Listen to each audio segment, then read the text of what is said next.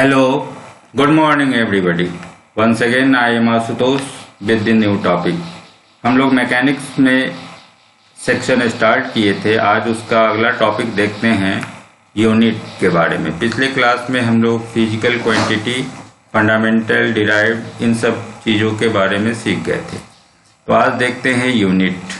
Okay, तो किसी भी फिजिकल क्वांटिटी को मेजर करने के लिए, ठीक है, मेजर करने के लिए और मेजर करने के बाद उसको एक्सप्रेस करने के लिए नंबर्स में, जैसे हम किसी रूम की लंबाई नापे तो लेंथ आ गया अगर 20 मीटर तो 20 और मीटर, इसका माने कि मेजर करने के लिए और एक्सप्रेस करने के लिए we need a reference standard of the same kind. हमको उसी तरह का एक रेफरेंस स्टैंडर्ड चाहिए, एक दिया हुआ चीज होना चाहिए जिसके हम कंपैरिजन करना शुरू करें। रेफरेंस स्टैंडर्ड, जैसे लेंथ के लिए हम मीटर स्केल लेते हैं, मीटर मानते हैं, तो ये जो रेफरेंस स्टैंडर्ड है, यही रेफरेंस स्टैंडर्ड उस यूनिट का, उस फिजिकल क्वांटिटी का यूनिट कहलाएगा। तो किसी भी फिजिकल क्वांटिटी को मेजर करने के लिए और उसको संख्या में एक्सप्रेस करने के लिए हमें रेफरेंस स्टैंडर्ड की एक ज़रूरत है ऑफ द सेम काइंड, उसी तरह का। उसी तरह का मतलब क्या है? तो लेंथ नापने के लिए हमें एक लेंथ ही चाहिए, मास नापने के लिए एक सर्टेन मास चाहिए और टाइम नापने के लिए एक सर्टेन टाइम का ड्यूरेशन चाहिए। हम मीटर से, मीटर स्केल अगर मानते हैं तो मीटर से हम मास को नहीं नाप सकते हैं, ठीक है। टाइम के लिए अगर हम सेकेंड सेलेक्ट करते हैं तो लेंथ को हम सेकेंड में नहीं नाप सकते, इसीलिए आया सेम काइंड। लेंथ नापना है तो सर्टेन लेंथ चुनना होगा, मास है तो सर्टेन मास का रेफरेंस स्टैंडर्ड बनाना होगा, टाइम है तो टाइम का रेफरेंस स्टैंडर्ड बनाना होगा। तो सेम काइंड का मतलब है कि जैसा फिजिकल क्वांटिटी है उसी तरह का हमको एक रेफरेंस स्टैंडर्ड बनाना पड़ेगा। उस रेफरेंस स्टैंडर्ड का नाम हम लोग यूनिट देंगे। ओके, जैसे देखिए लेंथ मेजर करना है तो हम अलग अलग रेफरेंस स्टैंडर्ड बनाते हैं। मीटर है, सेंटीमीटर है, किलोमीटर है, लाइट ईयर है, इवन फुट है। तो all these are unit of length. ये लेंथ मापने के लिए अलग अलग रेफरेंस स्टैंडर्ड हो गए। ओके, उसी तरह मास को अगर मेजर करना है तो मास के लिए भी आपके पास अलग अलग यूनिट है। ग्राम है, केजी है, टन है, क्विंटल है, पाउंड है, ये सब मास का यूनिट हो गया। टाइम मेजर करना है तो टाइम के लिए आपके पास सेकेंड है, मिनट है, आवर है, डे है, ईयर है, etc। तो किसी भी फिजिकल क्वांटिटी को मेजर करना हो और उसे एक्सप्रेस करना हो तो हमें एक रेफरेंस स्टैंडर्ड की जरूरत पड़ेगी। उसी रेफरेंस स्टैंडर्ड का नाम हम लोग यूनिट देंगे। अब देखिए, आपको हर फिजिकल क्वांटिटी के लिए यूनिट बनाने की जरूरत नहीं है। आपके पास तीन ही फंडामेंटल क्वांटिटी है, लेंथ, मास और टाइम। आप देखे थे तीन को ही शुरू में माना गया था, ये फंडामेंटल है। तो हमें इसी तीन टर्म का यूनिट सिलेक्ट करना होगा, बाकी सारे टर्म का यूनिट अपने आप एक्सप्रेस हो जाएगा। ओके, तो तीन टर्म का ही यूनिट लेंथ का, मास का और टाइम का शुरू में सिलेक्ट किया गया। लेंथ को जैसे देखिए कि लेंथ को अगर हम मीटर में नापते हैं तो एरिया जो एक डिराइव्ड क्वांटिटी है तो एरिया का यूनिट ऑलरेडी मीटर स्क्वायर हो जाएगा, वॉल्यूम का ऑलरेडी मीटर क्यूब हो जाएगा, ठीक है। तो जो भी फंडामेंटल क्वांटिटी है हमें उन्हीं का सिर्फ यूनिट सेलेक्ट करना है, उन्हीं के लिए रेफरेंस स्टैंडर्ड बनाना है। बाकी जो जितना भी आपका डिराइव्ड क्वांटिटीज है वो उसका यूनिट ऑटोमेटिक निकलता जाएगा सर्टेन पावर के साथ। ओके, तो ये बात ध्यान रखनी है। बाद में इस साथ तीन क्वांटिटी को हम 7 क्वांटिटीज में बदलेंगे। जब ऐसा यूनिट यूज करेंगे तो ये जो तीन फंडामेंटल सेलेक्ट किया गया था उसको बाद में 7 कर दिया गया और बाकी जो रेस्ट टर्म है वो इन्हीं 7 के टर्म्स में आ जाएगा। ओके, तो यहाँ तक हम समझ चुके हैं कि हमें सिर्फ फंडामेंटल फिजिकल क्वांटिटी का यूनिट डिसाइड करना है, बाकी यूनिट ऑटोमेटिक निकलता चलेगा। कैसे निकलेगा वो धीरे धीरे हम लोग क्लास में देखेंगे। एक चीज़ यहाँ ध्यान रखेंगे कि स्पीड ऑफ लाइट, जो लाइट का स्पीड है वो 1983 ईस्वी में जो जनरल कॉन्फ्रेंस हुआ साइंटिस्ट लोगों का ऑन वेट्स एंड मेजरमेंट, इन्होंने लाइट के स्पीड को 299,792,458 इतना मीटर पर सेकेंड डिफाइन किया। इसी को हम लोग जनरली 3 × 10⁸ मीटर पर सेकेंड के रूप में याद रखते हैं और इसे सी लेटर से रिप्रेजेंट करते हैं। ओके, तो यहाँ तक आप यूनिट के कंसेप्ट को समझ लिए कि किसी भी फिजिकल क्वांटिटी को अगर आपको मेजर करना है और उसको एक्सप्रेस करना है तो आपको उन सब का यूनिट सेलेक्ट करना होगा, और हमें ज़्यादा यूनिट नहीं, सिर्फ फंडामेंटल क्वांटिटी का यूनिट सेलेक्ट करना पड़ता है। ठीक है, अब उसके बाद आता है system of units. System of units क्या है? तो सिस्टम ऑफ यूनिट्स का मतलब हुआ कि केवल फंडामेंटल ही नहीं बल्कि फिजिक्स में जितना भी फंडामेंटल और डिराइव्ड जितना भी क्वांटिटीज है, all kinds of physical quantities का यूनिट का जो कंप्लीट सेट होगा, इस कंप्लीट सेट का नाम हम लोग सिस्टम ऑफ यूनिट्स देंगे। ठीक है, हमने जैसे लेंथ, मास और टाइम, लेंथ, मास और टाइम, इन तीनों का एक एक यूनिट हमने सेलेक्ट किया। सपोज लेंथ को नापने में मीटर, मास के लिए केजी, टाइम के लिए सेकंड।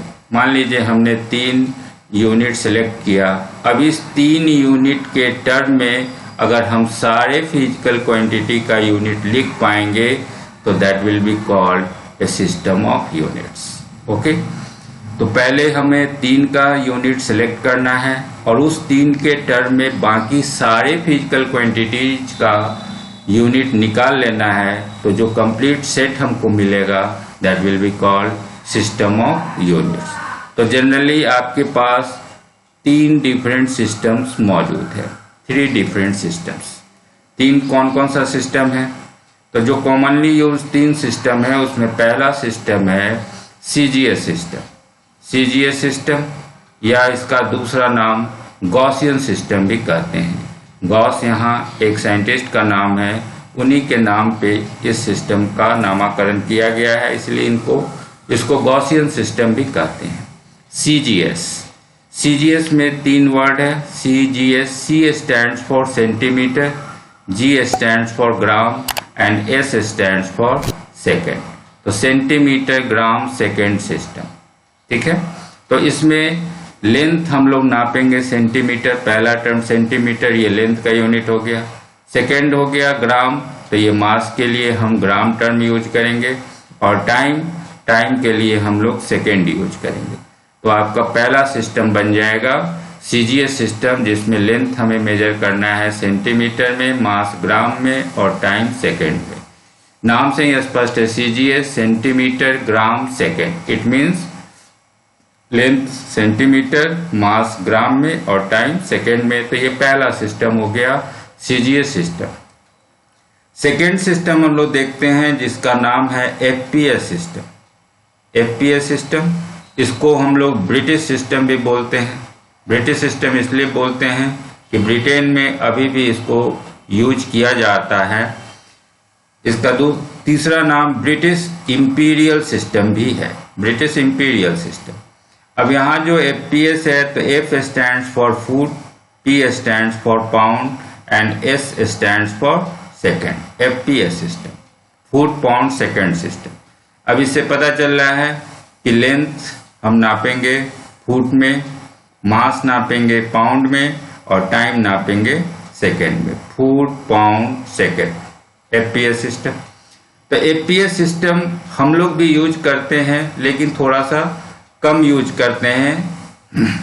हम लोग लेंथ मेजर करने के लिए रूम का मेजरमेंट बताना है तो बोलते हैं 13 feet into 11 feet, length and breadth के रूप में बताते हैं। तो यहाँ फीट बताते हैं, किसी आदमी का हाइट बताना है 5 फीट 6 इंचेस, तो वहाँ हम लोग यूज करते हैं।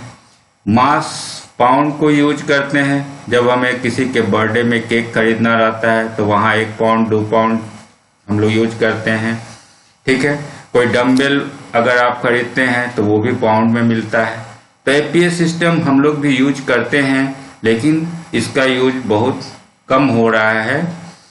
ओके, तो ये दूसरा सिस्टम आपका हो गया एफपीएस सिस्टम। अब हम लोग तीसरे सिस्टम पे आते हैं। तीसरा जो सिस्टम है वो मेरा है MKS system. Okay, MKS system में हम लोग इसका दूसरा नाम डालेंगे, that is called system of engineers. ठीक है, और तीसरा नाम डालेंगे जियोलॉजी सिस्टम।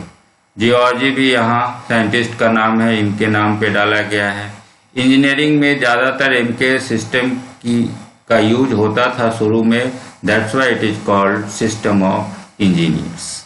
ओके, तो now MKS, M stands for metre, K stands for kilogram and S stands for second system. Okay, तो एमकेएस में मीटर, किलोग्राम, सेकेंड हो गया, तो लेंथ को हम मीटर में नापेंगे, मास को किलोग्राम में नापेंगे और टाइम को सेकेंड में नापेंगे। तो ये तीसरा सिस्टम हो गया एमकेएस, जिसमें मीटर, किलोग्राम और सेकेंड को हम लोग यूज करेंगे लेंथ, मास और टाइम नापने के लिए।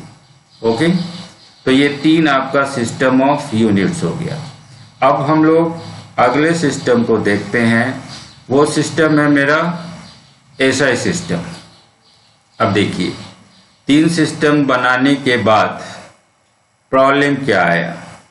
प्रॉब्लम ये आया कि जैसे जैसे फिजिक्स का डेवलपमेंट स्टार्ट हुआ, तो शुरू में तो मेरा लेंथ, मास और टाइम 3 टर्म से काम चल जा रहा था, लेंथ, मास और टाइम। ओके, तो 3 फंडामेंटल टर्म से काम चल जा रहा था, तो हमने 3 का ही यूनिट सेलेक्ट किया और सिस्टम बनाए, सीजीएस, एफपीएस और एमकेएस।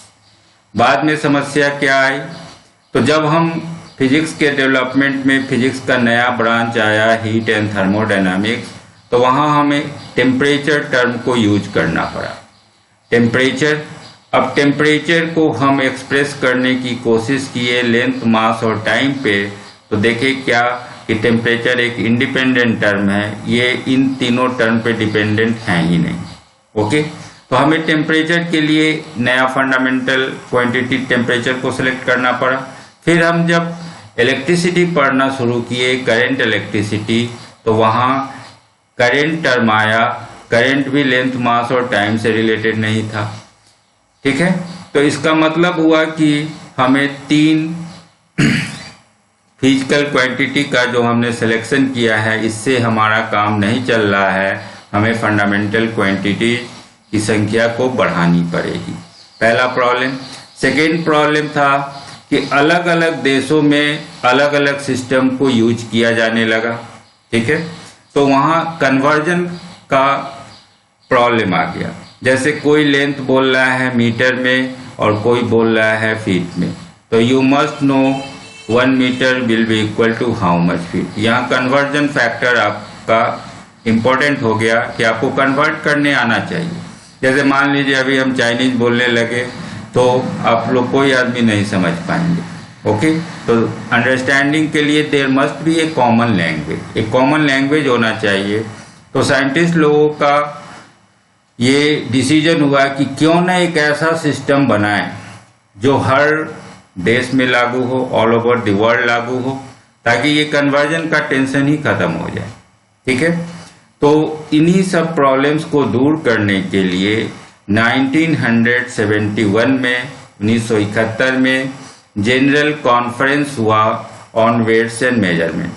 वेट्स एंड मेजरमेंट पे साइंटिस्ट लोगों का एक जनरल कॉन्फ्रेंस हुआ, जिसमें ये डिसाइड किया गया कि हम लोग एक इंटरनेशनल सिस्टम बनाएं जो ऑल ओवर वर्ल्ड लागू हो। तो उसी को हम लोग एसआई सिस्टम बोले।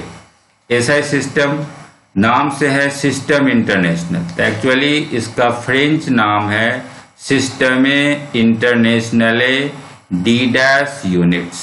ठीक है, यहाँ ध्यान रखेंगे इंटरनेशनले एंड डी डैश यूनिट्स, ये इसका फ्रेंच नाम है, लेकिन इंग्लिश में इसको हम लोग इंटरनेशनल सिस्टम बोलेंगे। है एसआई, होना चाहिए था आईएस इंटरनेशनल सिस्टम, लेकिन एसआई यूनिट यूज करते हैं। एसआई यूनिट हम लोग इसके फ्रेंच नाम से निकाले हैं, system international D dash unit से। ओके, तो अब ये जो चौथा सिस्टम है एसआई सिस्टम, इस एसआई सिस्टम में हम लोग 7 फंडामेंटल फिजिकल क्वांटिटी को सिलेक्ट करते हैं। 3 तो था ही मेरे पास पहले से, तो अब यहाँ पे आपके पास 7 फंडामेंटल फिजिकल क्वांटिटी हम लोग लेते हैं। 7 में क्या है, तो लेंथ, मास और टाइम, ये 3 क्वांटिटी आपके पास पहले से मौजूद था। ठीक है, अब इसमें हम चौथा टर्म ऐड करते हैं टेम्परेचर, 5वां यूज करते हैं इलेक्ट्रिक करंट, और इसमें 2 टर्म और ऐड करते हैं। वो दोनों टर्म है आपका luminous intensity and amount of substance.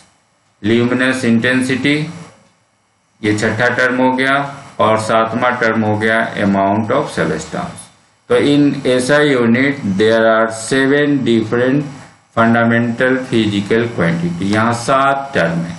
ठीक है, अब इन 7 के लिए 7 यूनिट भी आपको सिलेक्ट करना होगा, तो 7 हम लोग यूनिट भी सिलेक्ट किए। तो लेंथ का मीटर, मास का किलोग्राम, टाइम का सेकंड। ओके, ये एमके सिस्टम से आपका टैली कर रहा है, एमके सिस्टम से, मीटर किलोग्राम सेकंड सिस्टम से। और इसके बाद हम लोग इस 7 के अलावा, इस 3 के अलावा जो बाकी 4 टर्म था, इसके लिए भी अलग से यूनिट सेलेक्ट किए। तो टेम्परेचर टर्म के लिए हम लोग केल्विन यूज किए, इलेक्ट्रिक करंट के लिए एम्पियर, ल्यूमिनस इंटेंसिटी के लिए कैंडेला, और अमाउंट ऑफ सबस्टेंस के लिए मोल। ओके, तो 7 फंडामेंटल क्वांटिटीज यहाँ माना गया, और 7 के लिए 7 यूनिट सेलेक्ट किया गया। अब 7 यूनिट का एक एक सिंबल भी बनाया गया। देखिए सिंबल क्या है, तो सिंबल हम बनाए, तो मीटर के लिए सिंबल बनाए एम लेटर। ओके, मीटर के लिए एम, किलोग्राम के लिए केजी, सेकेंड के लिए एस, केल्विन के लिए के, एम्पियर के लिए ए, कैंडेला के लिए सीडी, और मोल के लिए MOL, ई हटा दिए। तो 7 फंडामेंटल, ये 7 फंडामेंटल फिजिकल क्वांटिटी हो गया। इन 7 का ये 7 फंडामेंटल यूनिट हो गया, 7 फंडामेंटल यूनिट्स, और ये 7 फिजिकल क्वांटिटी का जो यूनिट हमने सेलेक्ट किया है उनका 7 फंडामेंटल सिंबल्स हो गया। तो यहाँ हम लोग 7 का सिंबल्स बना लिए। तो आप ध्यान रखेंगे कि अब 3 नहीं, मेरे पास 7 फंडामेंटल फिजिकल क्वांटिटी है। इन 7 का नाम याद कर लेंगे, और इस 7 के अलावा जो भी टर्म आपको अब मिलने जा रहा है वो सारा आपका डिराइव टर्म्स होगा। तो कोई टेंशन है ही नहीं, इन 7 का नाम याद कर लेंगे कि ये 7 फंडामेंटल है, और 7 के अलावा अब जो भी टर्म हमको मिलेगा वो सारा आपका डिराइव क्वांटिटीज होगा। डिराइव क्वांटिटीज का मतलब कि ये फंडामेंटल पे निर्भर करता है। इसका मतलब कि 7 के अलावा जितना भी टर्म मिलेगा उन सब को अगर हम ब्रेक करेंगे तो इन्हीं 7 में से कोई न कोई टर्म आएगा किसी न किसी पावर के साथ। जैसे आप उदाहरण में देखे थे, डिराइव क्वांटिटी में लेंथ मीटर स्क्वायर था, लेंथ है, एरिया है सो लेंथ का स्क्वायर के रूप में था, वॉल्यूम लेंथ के क्यूब के रूप में था। ठीक है ना, तो 7 टर्म फंडामेंटल, जितना भी रेस्ट बचेगा वो सारा आपका डिराइव टर्म्स होगा। वो सारा रेस्ट टर्म इन्हीं 7 पे डिपेंडेंट होगा किसी न किसी पावर के साथ। उसके बारे में अलग से हम लोग पढ़ेंगे आगे। अब देखिए, अब इसमें क्या है कि 7 टर्म्स के अलावा यहाँ 2 और टर्म को ऐड किया गया। इसको हम लोग सप्लीमेंट्री फिजिकल क्वांटिटी बोलेंगे। सप्लीमेंट्री का मतलब क्या है? सप्लीमेंट्री का मतलब है कि जो मेन है उसको कुछ बाहर से एक्स्ट्रा हेल्प करना, सप्लीमेंट करना। जैसे आप किसी भी बुक के लास्ट में देखते हैं अपेंडिक्स के रूप में, वहाँ डिफरेंट आंसर्स होता है, डिफरेंट लॉग टेबल्स होता है, डिफरेंट ग्राफ्स दिया रहता है। तो वो सब आपकी पढ़ाई को सप्लीमेंट कर रहा है, आपकी पढ़ाई में मदद कर रहा है। तो इन सातों फिजिकल क्वांटिटी को मदद करने के लिए दो टर्म को ऐड किया गया, उसको हम लोग सप्लीमेंट्री फिजिकल क्वांटिटी बोले, और ये दो टर्म था plane angle and solid angle. ठीक है, plane angle and solid angle. तो ये दो सप्लीमेंट्री फिजिकल क्वांटिटी हो गया। अब इन दो सप्लीमेंट्री फिजिकल क्वांटिटी के लिए हम फिर दो सप्लीमेंट्री यूनिट भी सिलेक्ट करेंगे। तो यूनिट प्लेन एंगल के लिए आया रेडियन और सॉलिड एंगल के लिए आया स्टेरेडियन। अब इसका सिंबल भी हम बनाएंगे, दो सिंबल। तो रेडियन के लिए या तो हम RAD लिखें, ये रेडियन हो गया, या हम ऊपर C सिंबल बना लें, कोई भी लिखे, जैसे 2 और C, माने ये दो रेडियन को रिप्रेजेंट कर रहा है। दो ऑप्शन है, या तो आप 2 रेडियन लिख दे RAD 2 रेडियन, या 2 लिख के ऊपर पावर के रूप में C लिख दे। तो ये इसका सिंबल हो गया, और स्टेरेडियन का सिंबल बना SR। ठीक है, तो यहाँ तक हम लोग सिस्टम ऑफ यूनिट्स समझ चुके हैं। 4 आपके पास सिस्टम हो गया, CGS, FPS, MKS। ठीक है, और उन सब के प्रॉब्लम्स को दूर करने के लिए हम लोग अंत में इंटरनेशनल सिस्टम बनाए हैं, SI। अब इसमें जो अगले क्लास में हम लोग इस प्लेन एंगल और सॉलिड एंगल को थोड़ा डिटेल में देखेंगे कि इन दोनों का मीनिंग क्या है और इन दोनों का यूनिट हम लोग कैसे डिफाइन करते हैं। Okay, thank you.